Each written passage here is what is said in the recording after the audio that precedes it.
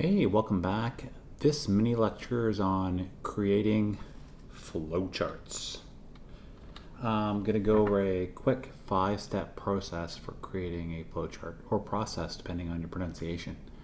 Number 1, map out your major steps. Number 2, key in your details. Number 3, test your result. Number 4, gather feedback on your flowchart. And finally, publish the flowchart. Number 1, map out your major steps. You might want to start off by doing this. Draw several major blocks which deal with your major elements to your flowchart. These blocks represent important steps in your process. At the very beginning, really don't worry about the details about what you're doing. As you'll find out by using different flowcharts and using different software, flowcharts are great for brainstorming, so you don't need all the details at the very beginning. And we'll get to that in a few minutes. Again, start with your starting block. Try to naturally do this.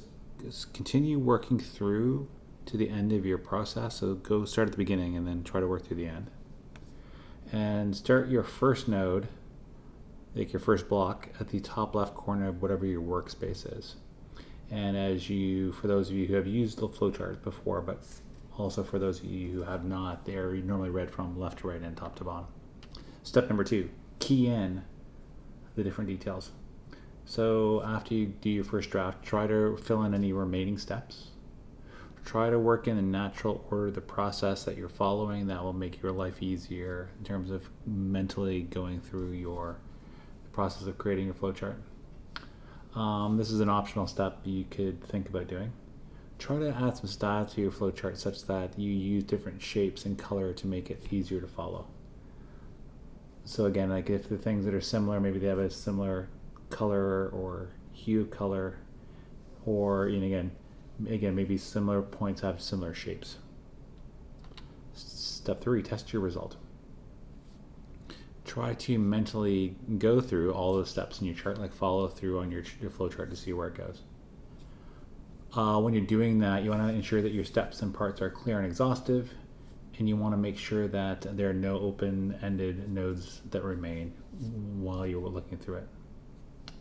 If there's a decision point, and I'm sure you will eventually get to one, ensure your options cover all possible scenarios. Don't leave any, because if someone else is looking at this and they have an idea for a decision point or an option from that decision point that you do not include, it won't be as useful to them. So try to think about all the possible options that could potentially come out.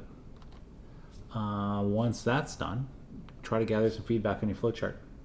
Share your flowchart with the audience, for whoever your intended audience is, for feedback. Divide this into 2 things. If your flowchart is for a group of people, try to get their feedback to ensure your flowchart is accurate and helpful. If they find it accurate, if they find it helpful, aces. If not, find out from them and try to incorporate those things in future iterations. Alternatively, if your flowchart is just for you, you can skip this step. If it works for you, why do you need other feedback from other people? I mean, it could help you, but it's not necessary. Finally, number 5, publish the flowchart.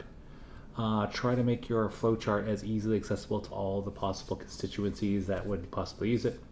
And also publish your flowchart in the right place, whether that's on a personal website, a social media account like Twitter, etc.